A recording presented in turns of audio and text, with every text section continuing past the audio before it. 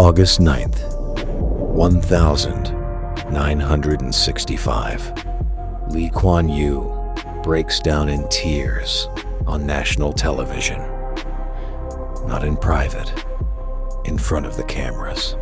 And what he says through those tears is this: "For me, it is a moment of anguish." Singapore had just been expelled from Malaysia, not granted independence, thrown out, no natural resources, no army, not enough fresh water to survive without importing it. A swampy island the size of a city, with 2 million people who didn't entirely trust each other. The international consensus was simple: Singapore would not survive. 60 years later, Singapore's GDP per person exceeds America's. The situation was genuinely dire. Malaysia had expelled them. Indonesia was openly hostile. The British military, Singapore's only real protection, was withdrawing by 1971. 3 ethnic groups, Chinese, Malay, Indian, had already clashed in riots a year earlier. Lee Kuan Yew, a Cambridge-trained lawyer, had never run a country. He made 4 decisions, not speeches, not promises, decisions with consequences, with enforcement, with his own allies on the line. The first one nearly split his own party. Most governments oppose corruption in principle. Lee Kuan Yew decided to prove it by starting with his own people. Wee Toon Boon, a minister, a party colleague, part of his own inner circle, was convicted of corruption and jailed. No quiet resignation, no deal. Full prosecution. The Corrupt Practices Investigation Bureau was given genuine independence. They could investigate anyone, including ministers, including the Prime Minister's office itself. Think about what that actually signals. In most countries, anti-corruption bodies target opponents. Singapore's targeted allies. That one difference is everything. Foreign investors had one question: if I build something here, will someone shake me down?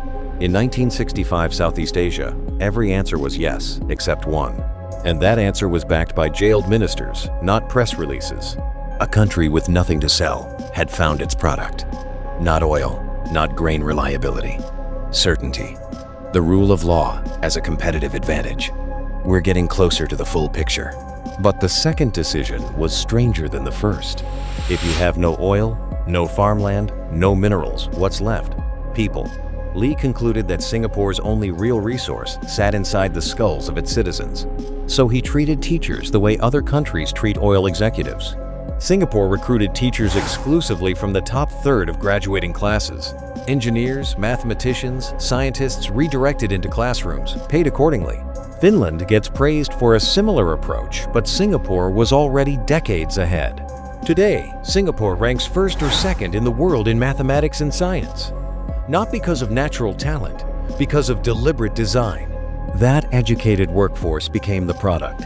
Pharmaceutical companies chose Singapore because the engineers were reliable.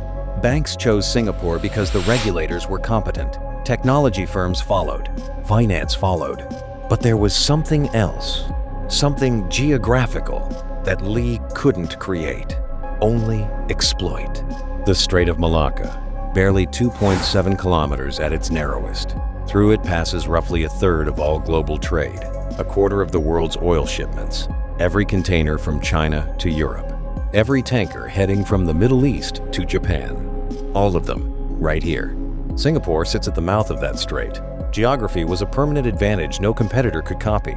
You can't move the strait. You can't build a better location. What Lee did was build infrastructure so compelling that choosing anywhere else became irrational. Changi Airport, the world's best port, a financial system so transparent it became Asia's safe harbor. 4 interlocking decisions. 0 corruption, educated workforce, rule of law, perfect geographic position, fully exploited. Each one removed a reason for the world to choose somewhere else. Together, they made Singapore irresistible. In 1965, Singapore's GDP per capita was roughly $500. Today, it exceeds $88,000. That's over a 170-fold increase in 60 years. The United States grew roughly 20-fold over the same period. Starting from a base of almost nothing, Singapore grew 8 times faster. 80% of Singaporeans live in government-built housing they can actually purchase at subsidized prices. Sovereign wealth funds Temasek and GIC now manage hundreds of billions. A state that didn't exist as a viable entity in 1965 is now a net creditor to the world. Lee governed for 31 years and remained a guiding force for decades more.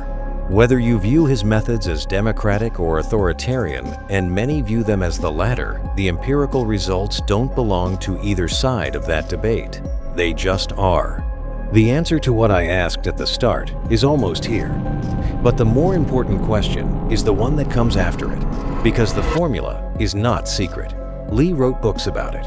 He gave interviews to world leaders. China, India, dozens of African nations all sent delegations to study Singapore, and almost nobody replicates it. Here's why. Decision 1, punishing your own party members before your opponents, is political suicide in most systems. It removes your own allies and hands weapons to your enemies. Most leaders, facing that choice, find a reason to delay. Then another reason. Then they're gone and nothing changed. Decision 2, paying teachers like engineers, requires diverting money from short-term political patronage to benefits that won't materialize for 20 years. That's 2 or 3 electoral cycles before anyone can claim credit. No politician survives by promising a generation of better outcomes. Singapore proves something most people would rather not believe. The difference between a country trapped in poverty and a country that builds lasting wealth is not geography. It's not natural resources. It's not foreign aid or the right colonial history. It is the willingness of leadership to absorb enormous short-term personal cost in exchange for a result they may not live to see fully rewarded. The man who wept on television in 1965, who had every reason to believe his country wouldn't make it, chose to make 4 decisions that cost him politically, repeatedly, for decades. His own allies went to jail. His own budgets were redirected. His own people didn't always thank him for it. What he built from nothing, from tears on a TV set in a swamp, is one of the wealthiest, most stable societies in human history. The formula is replicable. The barrier is not a lack of resources, or a lack of knowledge, or geography.